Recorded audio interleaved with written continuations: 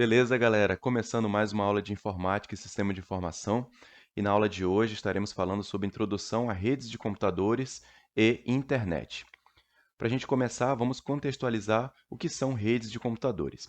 Basicamente, uma rede de computador ela é dividida em estrutura física, que são os equipamentos, e estrutura lógica, que são os programas e protocolos.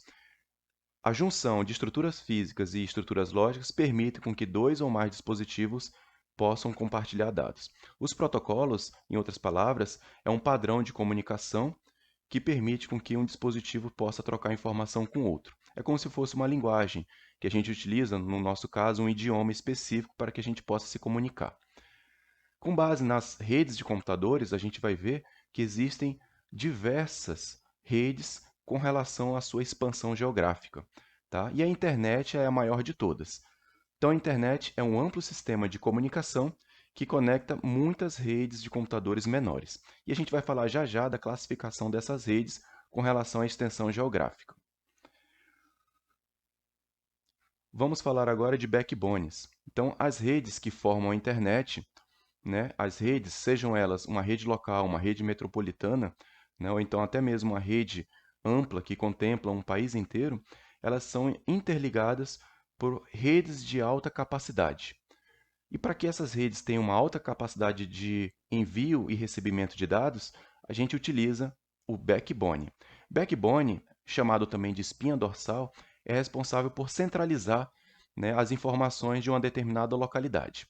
Em outras palavras, pessoal, backbones são poderosos computadores, tá? Servidores, que são conectados a uma linha de transmissão de grande largura de banda.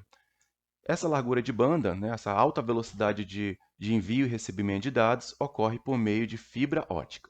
Tá? Então, normalmente, cada região do Brasil, já já a gente vai falar de backbones no Brasil, cada região no Brasil tem um backbone que é responsável por centralizar, né, receber e enviar dados daquela localidade. Os backbones no Brasil, né, ela é a base da internet que faz com que a nossa região esteja conectada com outras partes do mundo. Então a internet ela é mantida por grandes operadoras de backbones, certo? Capazes de manter as conexões em alta velocidade, tá? Dependendo da região que a gente está. Tá? E ela interliga as diversas regiões do Brasil, bem como o Brasil ao resto do mundo. No Brasil, essa infraestrutura de backbones ela é gerenciada pela RNP, tá? Que é uma rede de pesquisa, né, voltada para redes de computadores. E aí ela engloba, né, engloba aqui 27 pontos de presença, chamado de POPs, em cada uma das unidades da federação.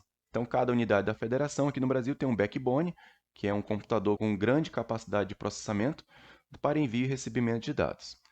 Acessando o site da RNP, é possível você ter acesso ao mapa, né? E esse mapa estabelece a distribuição dos backbones e a velocidade de cada um deles, né, com a sua linha de transmissão. Recomendo que vocês acessem para conseguir visualizar, né, a velocidade de internet nos backbones localizados próximo da sua região. Beleza, então nós vimos que os backbones são a base para a configuração da internet, né, contemplando redes menores. E o objetivo agora é a gente conhecer, né, a classificação de redes. Então, a internet ela é organizada na forma de uma malha, nós vimos isso, interligando várias redes de computadores. Vamos ver a classificação dessas redes? Então, as redes de computadores são classificadas pela sua extensão geográfica. E aí nós temos aqui, basicamente, três tipos de classificação. A rede local, né, que é a LAN, né? Antigamente tinha as LAN houses, ainda existem, né, algumas, mas a rede local é uma rede que contempla um espaço geograficamente bem restrito. Vamos ver já já. A rede metropolitana, tá? E a rede WAN, que é Wide Area Network, uma rede ampla que contempla país e continente. Então, vamos fazer essa escalada, ver a hierarquia da classificação dessas redes. A primeira rede que a gente vai falar aqui são as redes locais, né? A rede LAN, ela configura, né, um ambiente conectado, né, para um conjunto de computadores e dispositivos que pertencem a uma mesma instituição, uma mesma organização. O que isso sugere? Que é uma rede que vai contemplar, né, como nós temos aqui, ó, uma pequena área geográfica, tá? Vai contemplar uma pequena área geográfica, como uma sala de aula, um laboratório, né, a casa, um escritório. Então, normalmente é gerenciado por um roteador, né, que distribui os IPs para os dispositivos daquele ambiente. Então, essa é uma rede local, uma rede que contempla um espaço restrito, que normalmente é gerenciado pelo nosso roteador. Acima deles, nós partimos agora para uma rede metropolitana. Tá? A rede metropolitana permite a interligação de redes menores, no caso das redes locais, e equipamentos em uma área metropolitana. E a gente pode entender que a área metropolitana contempla uma cidade, né? Contempla diversos pontos de uma cidade. E aqui na nossa imagem nós temos a nossa rede metropolitana contemplando várias redes locais, né? Então aqui a gente pode entender, pessoal, que temos aqui o nosso ponto de conexão, que é o backbone, tá? Então o backbone, nesse momento, ele interliga as redes locais, as pequenas redes de toda uma região que normalmente é uma cidade, um estado, tá? Então o backbone ele contempla uma região com várias redes locais, tá? Responsável por centralizar a conexão de dados, aquela área metropolitana, e acima dela vem a rede ampla, que contempla a internet. Então, as redes geograficamente distribuídas, né, o Wide Area Network, né, o WAN, é uma rede de longa distância que permite a interligação das redes locais, das redes metropolitanas e os equipamentos de redes, numa área geográfica como um país ou um continente. Aí, nesse caso aqui, a gente já está falando de conexão entre os diversos backbones, utilizando fibra ótica, utilizando satélites, para conectar os computadores espalhados ao redor do mundo. Beleza? Então, a gente tem essa hierarquia com relação à classificação das redes. Então, um resumo sobre a extensão das redes de computadores. A rede local, né, é a rede restrita a uma sala de aula, a um laboratório, né, gerenciada por um roteador que faz a distribuição de acesso. Acima dela, nós temos a rede metropolitana, que é onde temos o nosso backbone gerenciando todas as redes locais daquela região. E acima dela, nós temos a rede geograficamente distribuída, o Wide Area Network, que conecta países e continentes. Beleza? Então, aqui a gente tem essa imagem que sintetiza bem tudo que a gente falou até aqui. Beleza. Próximo ponto da nossa videoaula é falar sobre intranet, né? Sobre intranet e extranet. Vocês sabem a diferença? Tá? São serviços derivados da internet. Tá? Então, para se adaptar às aplicações do mundo empresarial, o que que as empresas perceberam? Que a internet ela tem à disposição do público informações de todos os tipos. E aí as empresas precisavam criar os mesmos serviços de internet, só que para um público específico, tá? Então esses serviços de internet passaram a ser restritos dentro desse contexto de intranet e extranet. E o que a gente vai conhecer agora, quais são os públicos que acessam a intranet de uma empresa e a extranet. Então, no modo mais amplo, nós temos a internet, né, no sentido amplo. Depois temos a extranet, que é uma restrição intermediária de acesso à informação de uma empresa. E no núcleo, digamos assim, a intranet, ela tem informações privilegiadas que somente quem é de dentro da empresa, quem é o funcionário da empresa que tem acesso. Basicamente é isso que a gente vai tratar aqui. A intranet, né, vamos à definição de intranet. A intranet em uma empresa é responsável por garantir a comunicação interna e a integridade das informações. Integridade, entendo que é garantir que a informação não vai ser violada, não vai ser alterada por pessoas não autorizadas, tá? Então, a intranet ela garante a conexão das pessoas que estão dentro da empresa com total segurança. Então, aqui nessa imagem, temos aqui um resumo, né? É uma rede privativa, né, a intranet, que garante que as informações sejam sigilosas, somente para os funcionários. É um canal de comunicação interno da empresa, tá? Onde manipula os dados existentes naquela empresa, no seu banco de dados, né? Permite também uma atividade colaborativa, né? Um trabalho colaborativo e acesso restrito somente quem está dentro da empresa. Tá? Isso é intranet. Já a extranet, ela garante a comunicação da empresa com seus stakeholders, né? Então, o que são os stakeholders? São os envolvidos, as pessoas que por algum motivo têm ligação com a nossa instituição. Então, a extranet permite criar um serviço que será disponibilizado para fornecedores, né, para clientes, para terceirizados. Então, essa empresa vai disponibilizar dentro da sua ferramenta acesso para os stakeholders, as pessoas envolvidas. Tá? Então, vamos supor que o meu fornecedor precisa ter um acesso diferenciado ao meu sistema. Então, o meu fornecedor ele vai ter acesso à minha extranet. Tá? Vamos supor que a minha equipe de terceirizados também precisa ter um acesso dentro da empresa, também vai fazer por meio do portal de extranet. Então, percebo que aqui já é uma abertura um pouco maior para os envolvidos com a empresa. E aí a gente tem, de forma bem resumida, esse quadro que mostra do lado mais privativo, nós temos aqui a intranet, né? Que envolve os departamentos, os setores, as pessoas que trabalham internamente. As informações aqui são mais restritas.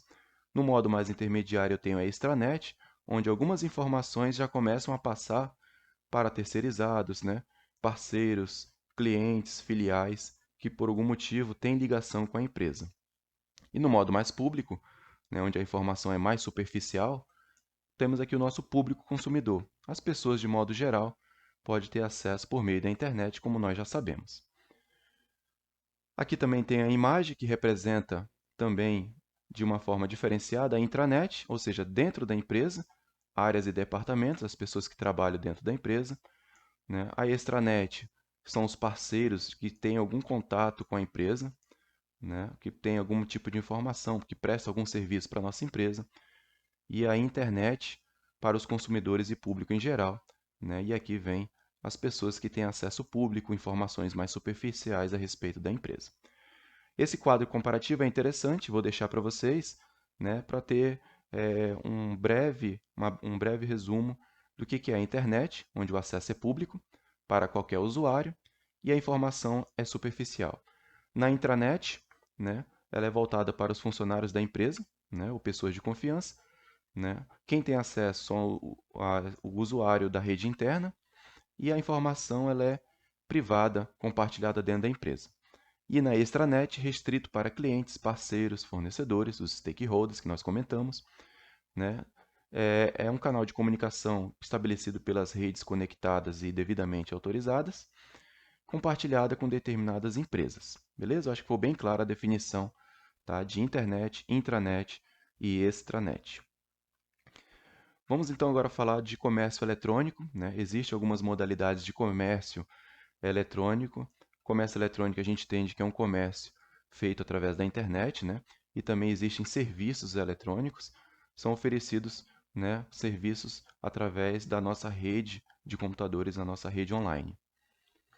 E aí nós temos três modalidades, o e-service, o e-commerce e o e-business. Ok? A gente vai trabalhar com essas três modalidades, ver qual é a diferença entre cada uma delas e certamente nós já utilizamos, né, pelo menos uma delas. A primeira que nós vamos falar, o e-service, são os serviços eletrônicos, é uma forma de usar a internet para a prestação de serviços online. Então, qualquer tipo de serviço que antes era feito de forma presencial, de forma física numa empresa, muitas delas estão oferecendo de forma online. Tá? E, então, ele utiliza uma ferramenta, né, uma página, um aplicativo, para aumentar a produtividade dessas empresas. Consequentemente, muitos desses serviços que antes precisava ter uma sede física foi transferido para uma plataforma online. Tá? Então, aumentou a produtividade das empresas, consequentemente, reduziu os custos de operacionalização dessa empresa a partir do momento que tem esse tipo de serviço. Vamos ver alguns exemplos, né? Então, temos aqui o nosso acesso ao Home Bank, né, aquele serviço de banco online. É muito mais prático você fazer pagamentos através da internet, realizar transferências. Dificilmente você vai na agência bancária fazer alguma dessas operações. Em último caso, normalmente, né? Aplicativos de gerência de contas, né? Então, normalmente, quando a gente tem uma conta de aplicativos como a nossa carteira digital, né, a nossa identidade, habilitação digital, normalmente esses aplicativos oferecem serviço que podem ser utilizados, tá? E aí sites otimizados, né, que permitem a realização desses serviços através da internet também. O e-business são transações comerciais que ocorrem entre grandes empresas, tá? Então, o e-business é um tipo de comércio que acontece de empresa para empresa. E é por isso que a gente explica que e-business ele é conhecido por esse termo aqui, ó, B2B, né? De business to business. Então, de empresa para empresa. São configuradas normalmente, são categorizadas normalmente pelo o grande número de volume financeiro, né? Então, quando tem essas transações de empresa para empresa, o volume financeiro é alto, né? E normalmente um baixo número de transações. Ocorre bem menos, né? Esse baixo é porque não é com tanta frequência que acontece as transações entre empresas, tá? Então fica registrado que e-business são transações comerciais que acontecem entre empresas, tá? Chamados de B2B. O e-commerce, tá? Refere-se aos serviços e produtos oferecidos pelas empresas aos consumidores finais. Então, o e-commerce é o comércio de empresas para com o seu cliente, né, através da internet também, tá? É, então, empresas como Americanas, Submarino, Magazine Luiza, dentre outras, trata-se de e-commerce, ou seja, B2C, Business to Customer, onde tem ali a interação, a ligação, o comércio eletrônico entre empresa e cliente. Tá? Como é categorizado o e-commerce? Um alto número de transações envolvendo mercadorias de valor relativamente baixo. Então, a comercialização de empresa para o cliente, né, onde ele oferece produtos para o seu cliente, normalmente existem muitas transações acontecendo ao mesmo tempo, muita movimentação, mas o valor é relativamente baixo comparado ao e-business, que as transações já não são tantas, mas o valor é sempre muito mais elevado. Por que isso? Porque no e-business nós temos aqui, né, o B2B, a transação de empresa para empresa, e normalmente são lotes enormes na comercialização de produtos, né, no B2B. E já no B2C, nós temos ali compras de menor valor, né? O usuário está ali pesquisando, comprando um produto específico, um calçado, uma roupa, né? Um televisor. Então, são transações pequenas, mas que ocorrem com um número muito mais elevado do que o B2B. Beleza? Então, fica aqui o resumo dessa primeira videoaula e em breve viremos com mais aulas para dar continuidade ao nosso conteúdo.